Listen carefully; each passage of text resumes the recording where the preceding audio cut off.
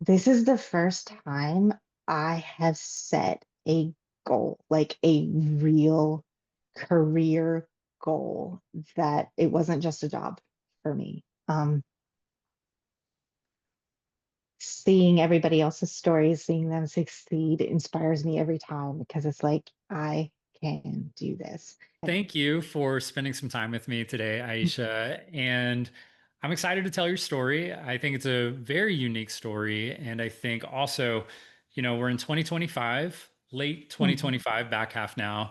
And I think a lot of people wonder, like, is this Salesforce thing possible? Can I break into an entry level job? If you don't mind, just sort of tell us a little bit about what's going on. So you Okay, maybe a little bit about your background.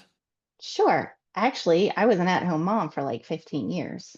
And then I re-entered the workforce. I have some background. I was a massage therapist. I worked at pharmacy tech, kind of did part-time things whenever I was an at-home mom. And the lady one of the ladies, my coworkers, she became kind of a little bit of an accidental admin at the beginning.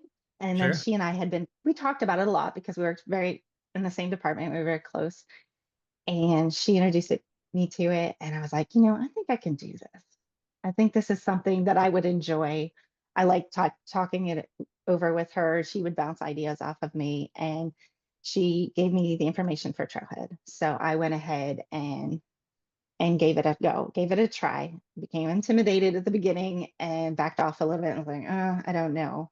I think I had watched one of your podcasts, actually, the one that said go in, start at this place. This is the Yeah. trail you want to take. And then when I started there, it started to make more sense. Yeah. Started to go with it. And then I started watching your podcast, started doing your 5 step, process and that. And I knew, as great as it was, it's like, I'm going to need some more. I'm going to need some more of this. This is the basics. I'm going to need some more help. So I had planned on starting Talent Stacker, and I believe I signed up for that in the beginning of this year, in the beginning of 2025. My family is still in the Northeast. My children are grown, and I've decided I'm going to go back.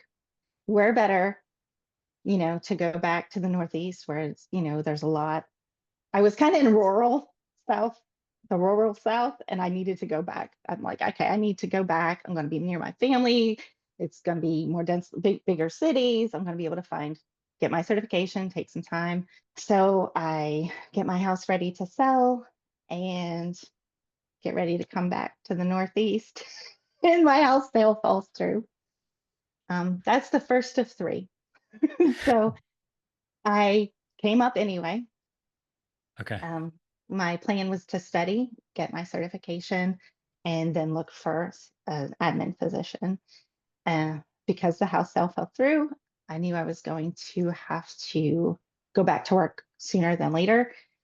And I got a good job here up in the Northeast, and Okay. but not doing Salesforce. It's completely different industry, completely different position, learning all new skills, but still learning some business processes. So that was very interesting and it was great to learn that. And it applied. It definitely gave me a better understanding of the Hmm. overall how Salesforce would apply to them because they didn't Hmm. use Salesforce. So I'm still plugging along with studying and get another offer in my house and accept that. That was in June of this year. I'm working. And after about a month, where I think I'm going to be closing on my house again, it falls through for Again. reasons that I had no control of Sure. over. I had nothing to do with it. It wasn't the house, it was something to do with the buyer. Yeah. Um, so I'm still working very, part time. I have completed my cohort with Talent Stacker. I'm digging into build alongs. I'm doing not just the actual tools for building the orgs, but the overall, like, what are the kind of things you're going to need to know as an admin, plugging along, get my third offer on my house. And at the same time, as this offer comes in, I hear about an opening for a new admin back in. the South where I was at, where my house is, where my daughter still is. And I'm like, well, what's it going to hurt? I can throw my hat in and at least go through the interview process because I am, getting familiar with the kind of questions and Yeah. practicing. And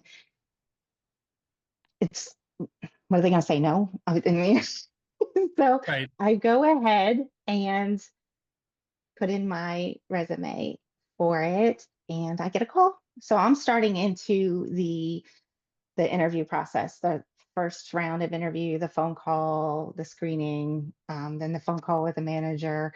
And I'm thinking my house is selling. So if I don't get the job, okay, fine. If I do get the Sure. job and my house sells, I'll go back and rent. This is a great Yeah. opportunity for me to get in there and get some experience.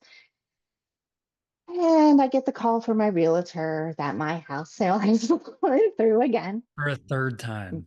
for a third time. Again, not anything to Yep. do with the house, not anything to do with anything I did, but the buyer. So now then I complete, and it was literally the same day, Bradley, the same day that I completed my interview process Yeah. with for the job, I get the call that my house has fallen through. And So you got but a lot going on. And I then what had a about, lot going so on. what happens? I know, like, because we've talked a little offline, like, you still own the house, right? I still own the And house. we'll just put it that way. Whether you want to or not, you still own the house. Yes, So what happened next with the company? So you get that interview. About how far along after that? And was it just one interview with the company that you put in it your was. resume, you get a call? I had a screening with HR. Yep. Then I had a phone call with the manager of the department. Uh-huh. And then I had a Zoom meeting Okay. interview with the manager and one of the VPs of the company. And it was actually the same day. And then I received actually the offer that afternoon. That afternoon. So it was Okay. earlier in the afternoon. I had the interview, got the late afternoon, and I received the offer. Okay. So I got to ask now, are we happy that we still have the house? Is there any? Yeah, I am. Okay. I'm very happy. It's just a very rural area. Yeah. I'm not quite sure what happened there. Um, but rents would have cost me more than my Yeah. mortgage. So of course, I'll And go how back far to is the my house from the to my office? 10 minutes. Right. 10 I minutes. feel like Yeah, this is it's like a right there. classic case of go with the flow, like kind of thing where it's like all these like bad things happen, but Yes, for if you just sure. like zoom out a little bit, it's like, oh, all these bad things happened in my favor. Like, isn't that Yeah, awesome? they It's really very interesting. I know that's I mean, how does stressful, that happen but so many wow, times? it's kind of like Yeah. fantastic at the same time. Yeah. So, I mean, you go from a lot going on in your personal life. And I think that's so important to highlight because that is life. Like what you just explained is it's not that it's not unusual because it is unique, but like people just have stuff going on. And I feel like we sometimes, I don't want to say we create excuses because it's not an excuse, it's a reality, but we excuse ourselves from whatever the thing was that Hmm. we were going after because we have these other things coming up. So at any point in all of this, you could have just as easily said, you know what, I'm just going to keep this job up north and I'm just going to force this to happen and I'm going to stay up here and I'm going to keep selling my house Hmm. and just forget it. I'm not going to listen to any of the signs and I'm just going to force what I had planned to be my plan. And that's the way it's going to go. Yep.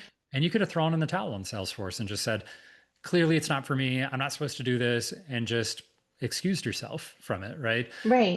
But you didn't, and you went back and you clearly, kept in contact with your friend or coworker, maybe a little bit of both, and Hmm. kind of what was going on there.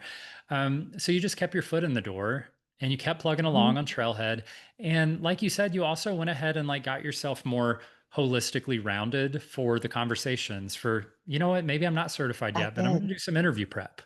Or I'm not Yeah, for certified sure. yet, but I'm going to, just kind of figure out what's going on. How is my new company that I'm working for that doesn't even use Salesforce? You just had your head in it. You were like, well, how would they? I tried. I How really would this did. be? So I think that's interesting. And so we can talk for a minute because we, again, had talked offline. Um, and you don't yet have your admin certification. And I I think don't. That's an important aspect too, because I would say most people get that admin certification, they start looking for another certification. But I've seen from my experience that certifications are not the answer to landing the job. It's something Mhm. other than. So I would like to hear, what do you think? Why do you think this company hired you, right? Because they didn't hire you for having 20 Salesforce certifications. So why did they Right. hire you? That networking thing is definitely huge. I did not realize. You say that about LinkedIn, and Yeah. LinkedIn wasn't something that I wasn't thinking I was going to be applying for anything for several months. It just happened to come up, and I knew the people that liked me, that I enjoy being around, that and it just kind of clicked into place. So, I think some of those limiting beliefs in there too, right? And just yeah. the hey, if I move closer to bigger cities, then that's helpful. And then you land this role in like the rural South, which seems like the Yeah. last place to land tech jobs, right? But that's my Yeah. experience too. Like I grew up in a rural South town, and that's where I got my first Salesforce admin job. And we had a team of like Right. 5 Salesforce people at the company. So I think some of those things that we sort of assume because it's natural, it's not from experience, it's just from natural understanding. It's logical. It's so logical that all of the jobs would be in the city, but then all of the people are in the city. So there's this thing where it's like, yeah, but there's probably more tech professionals in those cities too. And Right. yeah, there's less jobs in the rural South, but there's also less tech professionals in the rural South. So there's sort of Yeah. these different things that can defy logic sometimes. What would be your advice to other people? Because you've been on LinkedIn and you've been inside of the communities and sort of seeing what people are talking about and potentially struggling with. Do you have any advice for people out there who are like, what the heck? Like no certification and you were moving and then you weren't, and like all this disruption, you could call it disruption hmm and what you thought was happening in your life, and yet you still came out successful. I spent a very long time not having goals for myself in my life. I Mm. kind of raised my family, and it was just day to day and wanting to see my children succeed. And this is the first time I have set a goal, like a real career goal, that it wasn't just a job for me. Seeing everybody else's stories, seeing them succeed inspires me every time, because it's like, I can do this. It might take me a little bit longer. And I might, need to take some time off to do something with my family, or I might need to take a little time off and step back for a minute because I'm overwhelmed right now. But always going back and giving myself the grace to do that. And then, okay, maybe I had to put it on my calendar. Maybe I had to learn to set aside this study time. Okay, this weekend I'm going to go visit my family member, and next weekend is dedicated to spending time um, doing this trailhead module, or spending this time doing this build along recording. Just having that goal and knowing that's what I wanted. And it wasn't even like I set that at first. It developed as the longer I was doing with Talent Stacker this year, and the longer I was like, no, this is what I'm doing. This is what I'm doing. I just had to just remind myself a little bit every once in a while. You're doing the best you can. It doesn't have to happen tomorrow. So if it takes me a little bit longer, it takes me a little bit longer. But that goal that I set for myself, I'm just so proud that each day I take a step toward it. And I'm allowed to be proud of myself for that.